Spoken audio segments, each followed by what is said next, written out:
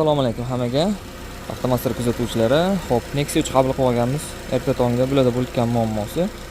Konditsioner yaxshi sovutib o'tgan ekan. Mashinamiz yili 2017, friollarni ham almashmagan ekan. Friollarni birinchi o'rinda almashtirib, ikkinchi qiladigan ishimiz salon filtr.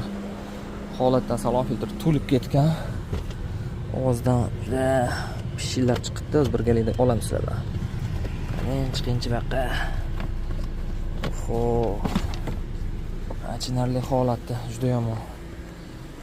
Qo'rqgan bo'lsani, shuni bitta yerga qoqsa bilinadi farqi. Qarab turinglar, yer ko'ring ahvol. Mana ahvol.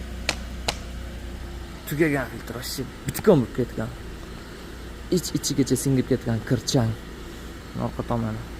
Filtr foydasi. Filtr qo'ymasani, shu changlarni pon salonga kirib o'zingni hidlab yurasizlar. Shuning uchun обязательно salon filtr bo'lishi shart. Har 10 mingda almashtirish kerak. Shunda konditsioner zo'r ishlaydi. Avtomasterni qo'laymiz. Chiroyli xizmatlar bizdan.